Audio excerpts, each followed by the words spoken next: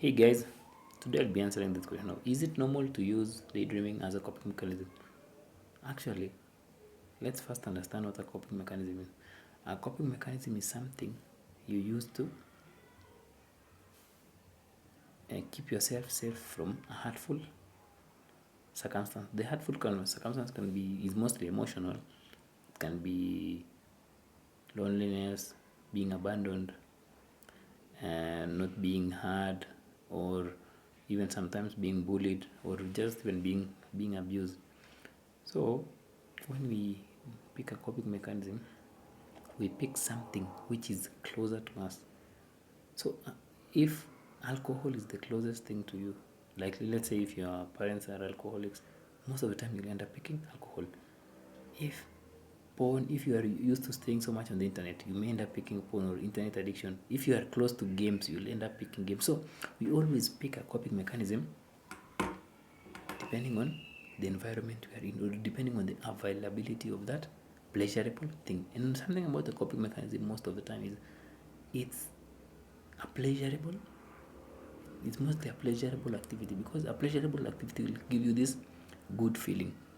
And most coping mechanisms start out as this good feeling. Like let's say smoking normally is a good feeling when you do it, or drinking, it's a good feeling when you do it once in a while, or watching porn, it's a good feeling, or playing video games, it's a good feeling. So those things which you enjoy, which are giving you good feelings, are the same things which may become coping mechanisms or unhealthy coping mechanisms.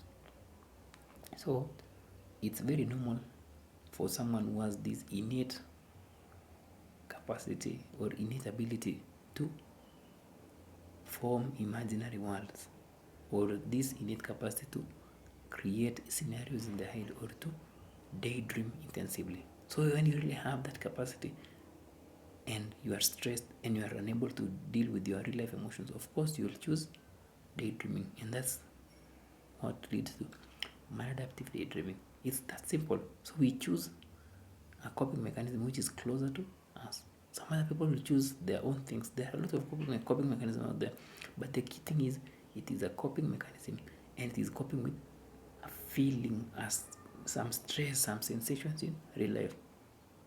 Yeah, so it's normal to choose it, but it doesn't mean that it's a good coping mechanism. So it doesn't mean that it's a good. There's a difference between that being normal and good. No, it doesn't mean that it's a good coping mechanism. No, as long as you are coping with something which needs to be processed, there's a problem there. The thing you are escaping from, or the thing you are coping with, needs healing. So the wounds you are running away from, the loneliness, the fear of abandonment, the fear of neglect, the fear of approval, the feeling of not being heard, those are the things you really need to face. Once you work yourself through those things, you'll understand that you don't really need the coping mechanism. It's a very simple way to look at it. And actually, that's why there's a cure, by just understanding that this behavior is not something which is weird. It's just that it was the most, or the easily available mechanism for you.